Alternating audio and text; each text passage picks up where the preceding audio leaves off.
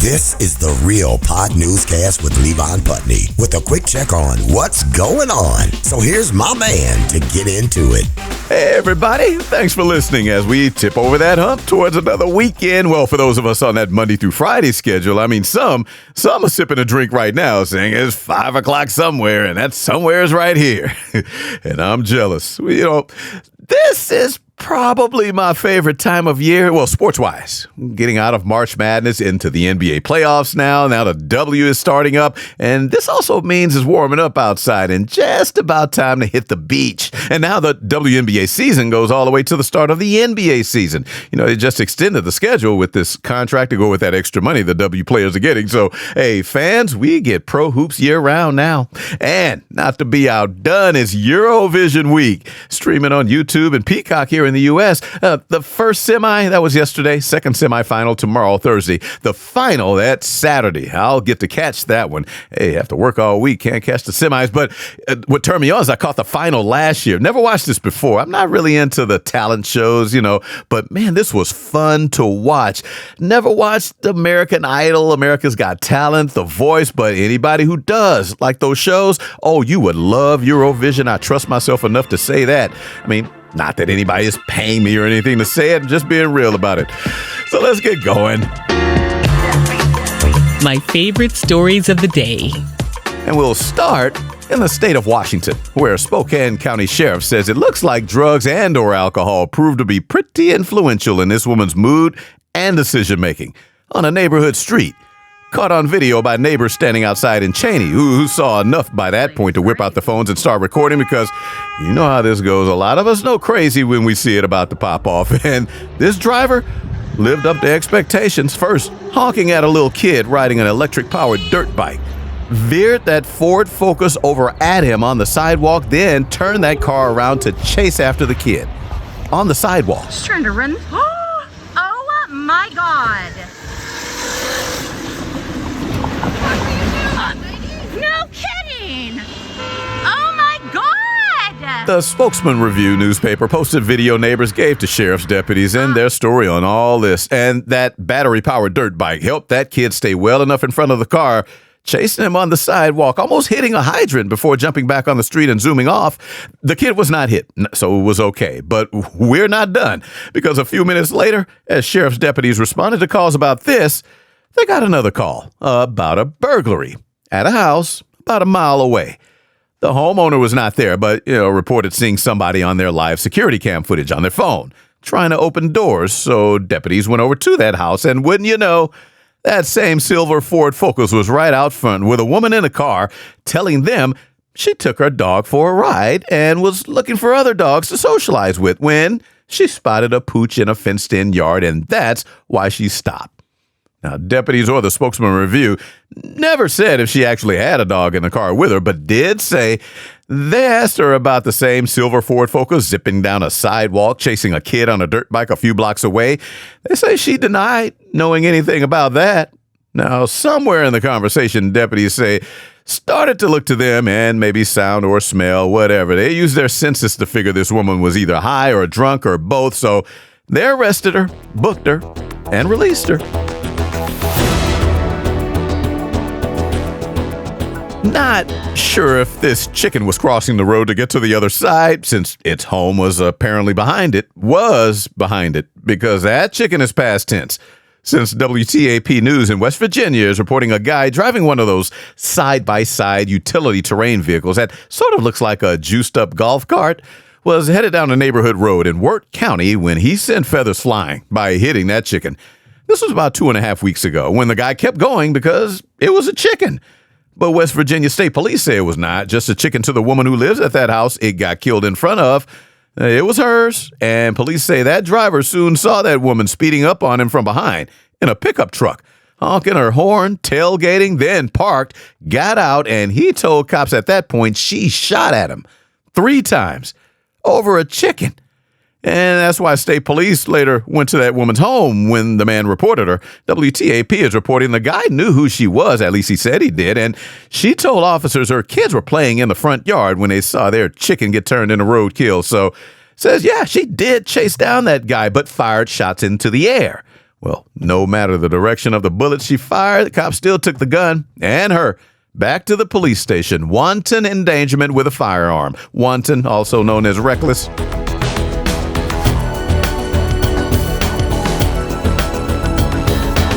Now, 4 days after that chicken crossed the road for the last time, 2 people were caught on surveillance video inside the half-assed bar in Bland, Missouri, in the middle of the state, not too far from Jefferson City, for those familiar. And on the surveillance video inside this bar that somebody actually named Half-Assed Bar, KRCG 13 is reporting 2 women were recorded doing a half-assed job of hiding from the cameras, catching them opening the safe to take $3,600. Also took a dollars to coins change machine, and court documents also said somebody tried to break into the bar's ATM.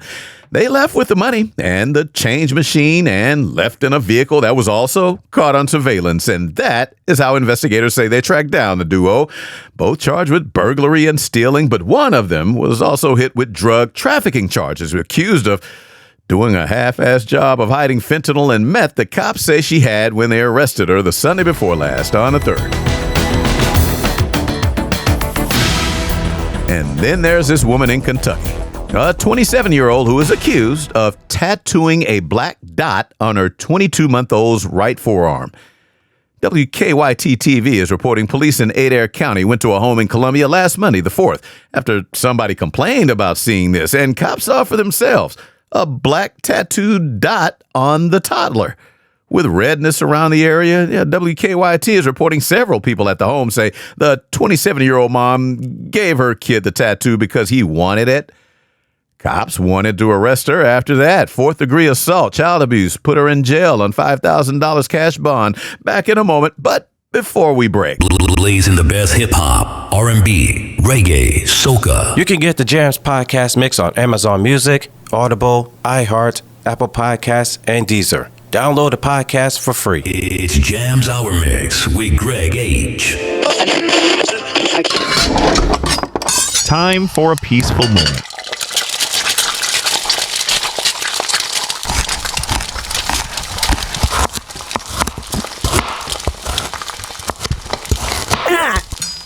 Oh! And what happened, sweetie? What happened? Thank you for joining in this moment. Your finger is frying with the fish. Brought to you by the ASMR Network, where every sound is a turn on. Oh, who's gonna finish cooking? And now for the world around us. A story in Europe's Novaya Gazeta news site laid out how a court in Russia's central Tula region ruled that a man from Uzbekistan has to be deported over a review he left for a woman's leather skirt that he bought online. Now, Novaya Gazeta is saying the guy was detained back on April 23rd after posting a review last September on a faux leather skirt sold by online retailer Wildberries. The court stated the man uploaded pictures of himself wearing the skirt and wrote, "What a lovely little skirt. It hides not just the flaws in my figure, but also the fact that I'm a guy." The court said no to that. More specifically, described the review as openly promoting the appeal of non-traditional sexual orientations. Plural. Russia, not just in a war against Ukraine. 4 years ago, while the world was just coming out of COVID-induced isolation, the Russian government was coming out of the closet with additions to its ban on LGBT propaganda, as they called it, making it illegal for anyone to promote non-traditional sexual relations. Since then, rainbow flags have gotten people in trouble there, let alone a guy admiring his figure and manly parts being hidden in a skirt. So, hey, Russia's moving to send this guy back to Uzbekistan with his lovely little skirt. Korea's largest Buddhist sect has a robot monk dressed up in a ceremonial gray and brown robe and everything. The Korea Times ran a feature story on the country's first humanoid bot taking part in a precept ceremony last Wednesday in downtown Seoul. A group of human monks with their robot brother pledging to commit to Buddhism in front of the monks and nuns ahead of Buddha's birthday later on this month, which I'll have to remember to include in celebrity birthdays. But last Wednesday, the Korea Times piece reported that robo-monk folding its hands together and bowed to the monks officiating the ceremony as they hung rosary beads around its robot neck and stuck a sticker on one of the robo monk's arms, instead of burning it near an incense stick like the original ritual the old-fashioned human monks do. That robot now has the Buddhist name of Gabi. They say it comes from the Korean word for mercy, like Lord have mercy. They have a robot monk. In Thailand, if what police saying is true, a 22-year-old man apparently needs to get out more and maybe look up his own country's attractions and just be a tourist or something. Get out, because the Tiger News site ran a story on how on a Saturday last month, April 18th, rangers patrolling the Chat Traken Waterfall National Park there got reports of several fires in the area, so got to looking around and say they came across this man carrying a lighter. Now, they say that man then fessed up, telling them, I just wanted to have fun. I had nothing to do, so I started a fire to get forest rangers to put it out. Now, that's what they're saying this man said to them. And from there, rangers took him to a police station. And as of April 20th, he was still in jail by their account, so who knows if he still is in jail. But a jail cell cannot be less boring than the freedom he had until thinking setting fires would be fun, if he indeed did this. Back it up. Lit paper.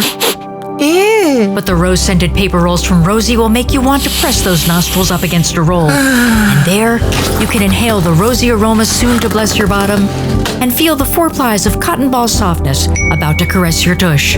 Rosie bathroom rolls, because your butt deserves it. Available nowhere. Tired of grocery store sticker shock when you see the price of eggs? Come to J-Dub's Rooftop Market for premium eggs, straight from J-Dub's Pigeon Coop. $5 a dozen for eggs laid minutes before, fresh out the mother pigeon. It can't get more organic than that. So swing by J-Dub's Rooftop Market at the corner of Clinton What's up with what's going down, though? Another graduation season, so life is just about to really start for these young folks. So hey, all of us grown folks, remember, let them have this summer before we hit them with the reality about bills and having to make your own dental appointments and how they should right now just live it up. Say yes, even though you didn't want to go out, you're tired after working all week. Yeah, but you're in your 20s right now. Prime youth with energy, so take that energy and go make some memories with it.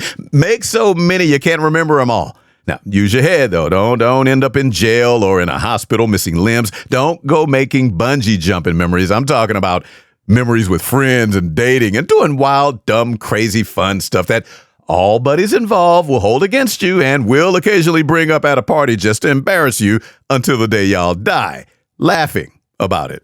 Or everybody will just roll their eyes and get sick every time somebody brings it up. Sort of like anytime I bring up how I once accidentally heckled Dave Chappelle.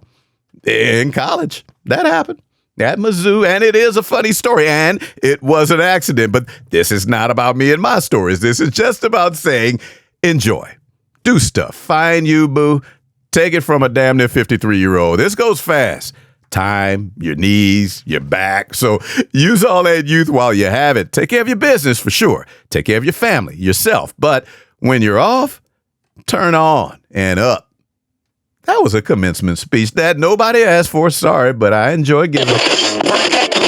Hey, it's Shelley Wade, and welcome to another episode of The Goodness Factor. Coming up on the show today, marketing executive and author Vince Hudson, whose new book, Date Like a Brand, hopes to help us find lasting love. But you build your brand. Find a person that's your complementary brand, not exactly like you, but what is the right fit for you. And your partner brand, together you launch a high-quality relationship. Please do subscribe to the podcast if you haven't already, and subscribe to the YouTube channel by searching for The Goodness Factor with Shelley Wade. Slap happy thing, I'm real. I'm a real man, wow. Slap happy thing, I'm real. Oh, yeah, you gotta go, Slap. You're a pretty little thing. That was my man, Slammy Sammy, with his classic hit that used to have us all laughing while booty shaking. That's right. This is Mike May. And that about does it for another Real Pod newscast. Hey, I'm always thankful for you listening. Really appreciate it. And if curious about the songs played during the cast and celebrity birthdays, I post those by Saturday on the show's Facebook page. One day soon, I'll get back to posting show clips and extras on social media, Instagram and TikTok and all. But for now, have a great rest of the day. Back tomorrow with a quick hit of B-Days. Raphael Sadiq, David Byrne, Milli Vanilli. Some jams coming up. Talk to you then. This has been the Real Pod Newscast with Levon Putney from Show Enough Productions. And for more, hit up the website, realpodnewscast.com. That's real with 2 E's. This is Big Daddy Marty Allen. Thanks for listening.